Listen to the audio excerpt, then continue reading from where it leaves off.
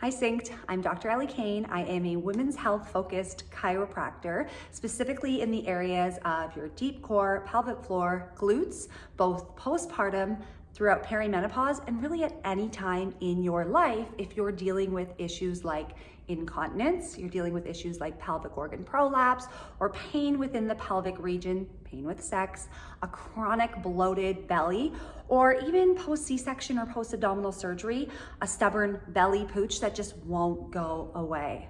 I've worked with thousands of women, both here in my private clinic in Georgina, Ontario, as well as online, and I'm thrilled to bring you a series of exercises designed to help you truly engage your core, pelvic floor, and total body so that you can get the results that you are looking for. Now, I want to spend some time right now to talk to you and show you the really important components that will pop up a ton over the exercises that we do together. And that is the breath work that we do to properly connect to our deep core and our pelvic floor.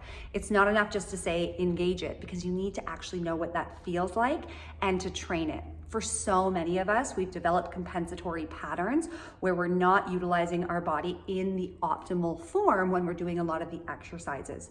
So I don't want you to just numbly move through this. I want you to really feel it. Slow down with me now so that we can speed up and again, get those results that you are looking for.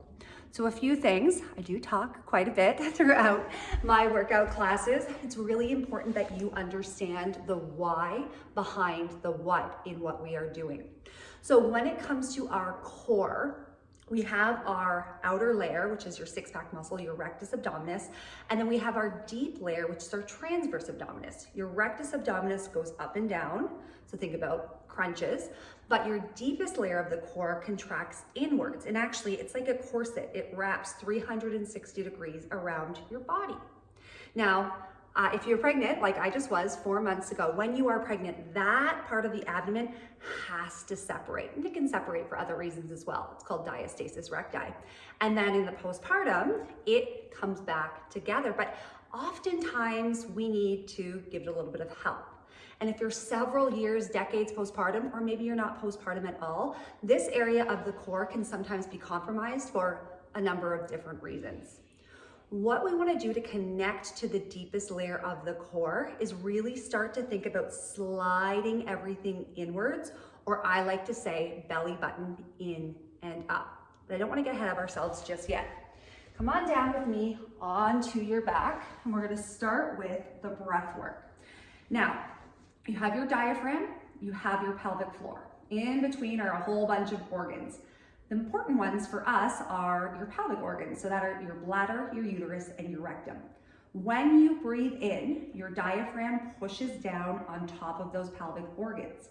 That causes a slight downward pressure of the pelvic organs, and your pelvic floor needs to lengthen to accommodate that increase in intra-abdominal pressure. If your pelvic floor is compromised for any reason, meaning it doesn't lengthen or contract appropriately, then we have a pressure management problem. And for some of us, that looks like doming or coning when we're doing abdominal exercises. For others, that looks like gripping in the upper abs or gripping through the lower glutes. So in this position here, I want you to relax down onto your mat. I want you to tilt your pubic bone up slightly to gently imprint the low belly, or sorry, the low back rather, making sure the lower belly doesn't bulge out as you do that. From here, focusing simply on the inhalation. As you breathe in, the belly rises, ribs expand. We want to be able to have full relaxation on the inhalation, and then exhale, letting it go.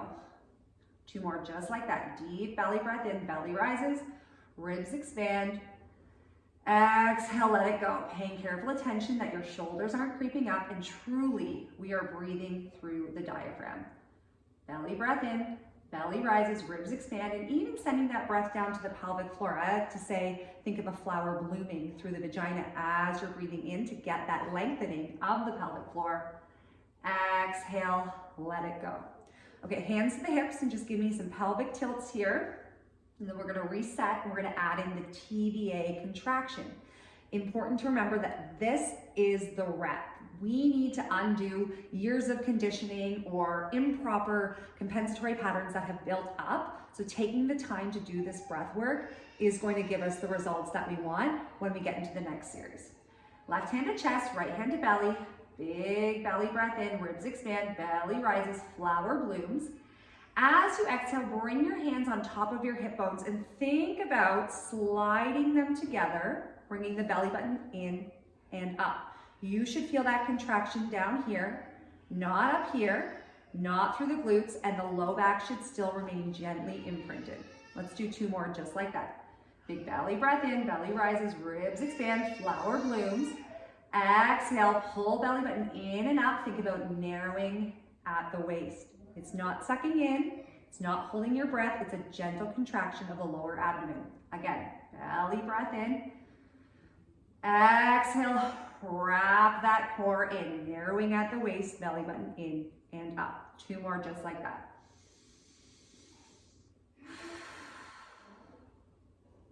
Last one.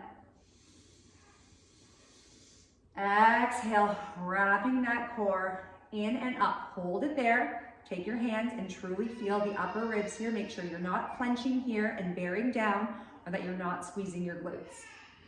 Let that all go. So that's the first part of a proper breath cycle and proper connection to your deep core.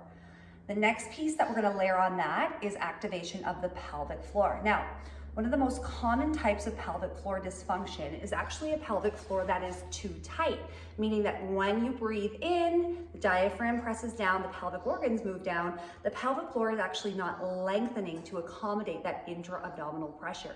It's why being able to have that inhalation and lengthening is so important. But the second piece of that is a true connection to the pelvic floor.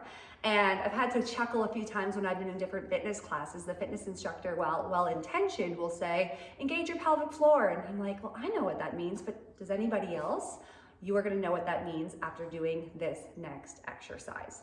Now, it's important to understand the anatomy of your pelvic floor. It's like a hammock that sits within your pelvis. It has bony attachments, and your pelvic floor is, the name of the anatomy is your levator ani, which literally means lift your anus. So don't laugh, but the way that you can start to connect to your pelvic floor is by finding the muscles that you would use to hold in a fart. All right, let's do it together. So coming onto your back, once again, letting your body sink right down into your mat, pull the pubic bone up to gently imprint low back. And I want you to take this time, bring your hands to your bum, because it's common when we're trying to find our pelvic floor to squeeze our big bum muscles. I don't want any contraction of your glutes. I just want those small intrinsic muscles, the muscles around your anus, to start to have a flicker of muscle activity. How you do it? So we're using the muscles that you would use to hold in a fart. Once you have that connection there, you're gonna start to draw it up into your body. Think like there's a little rope internally pulling everything up and in. Okay, let that all go again. Once again, let's take a deep breath in to start the cycle. As you exhale, you just simply bring your brain into your perineum and think about a flicker of muscle activity and a lift. If you're doing this right, you'll feel just a gentle core contraction. Not like the TBA one, but just a gentle flicker of muscle activity here. We're gonna put it all together. Just focusing on the pelvic floor lift, but starting with the breath. Belly rises, ribs expands, a flower blooms.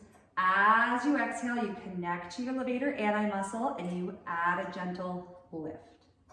Not the big bum muscles, not gripping through the core. 2 more just like that. Breath in, belly rises, ribs expands, flower blooms. Exhale, connecting to your pelvic floor, adding a gentle lift. Last one, belly breath in, belly rises, ribs expands. Exhale, add that lift. Okay, hold that lift if you can. And then let's see if we can start to reconnect to the deep core, the transverse abdominis. So remember, that was where we slid everything in or thought about the belly button coming in and slightly up. I like to think of it as like a zipper. So I start with the pelvic floor lift and then I contract my deep core. We've got lots of time to work on this, so if you don't have it yet, that's okay. That's why we practice. Let's start with the inhalation. Belly rises, ribs expand, flower blooms. As you exhale, lifting through the pelvic floor and connecting to that transverse abdominis muscle, holding for a beat. 2 more just like that, ladies. Big breath in. Exhale, lift and wrap. Last one. Belly rises, ribs expands, flower blooms. Exhale, lift and wrap. All right, shake that out for a second. Eyes are on me. Remember, we're gonna be moving a little bit quicker in the series to come, but this foundation is the foundation upon which everything else is going to be built. So I wanna show you here the difference between sucking in, bearing down, and proper inner core unit engagement. Remember, I'm 4 months postpartum, so I'm not perfect at it right now because I'm still rehabbing my own body, but I've seen great results thus far because I started this within my first week of giving birth. So if we were sucking in, everything comes in here, belly button comes in, but it's hard to breathe, right? If we bear down, you see how everything presses down. Sometimes you'll also see coning or doming if there is some abdominal separation, versus lifting through the pelvic floor and bringing the belly button in and up. Hopefully you can see the difference there. Sucking in, bearing down, proper inner core unit activation. Sucking in, bearing down, proper inner core unit activation. Let's challenge that in a different position now. So the rep is the lift and the wrap. We just put ourselves into different positions to challenge the stability and the continuous engagement of that. So moving into a hands and knees position, pull the pubic bone forward to flatten the low back. And starting with 3 breaths here, just focusing on the inhale, let the belly drop down to the floor. Exhale, let it go. Ribs expand, belly drops, flower blooms. Exhale, let it go. Adding the pelvic floor lift and deep core unit engagement on this next rep. Belly rises, ribs expands. Exhale, lift through the pelvic floor, wrapping the core, pulling belly button in and up. Inhale, exhale, lift, wrap, hold. Last one here. I can really feel myself. I know this about myself, but my right side is trying to do the work of the left side. So we can't just numbly move through these exercises. You really have to bring your brain right into the area that you're trying to connect to. Okay, that is your breath work. That is your deep core engagement and activation, as well as pelvic floor. We are gonna layer on top of that throughout the next classes that we're doing together, but this is the bread and butter to fixing those common but not normal complaints that you might have in the postpartum, during perimenopause, or just being a woman and being told to suck in all the time or wearing tight pants. We've really done a disservice to this area. No more. It's time we learn how to properly engage and activate so we can feel good. I'll see you in the next video.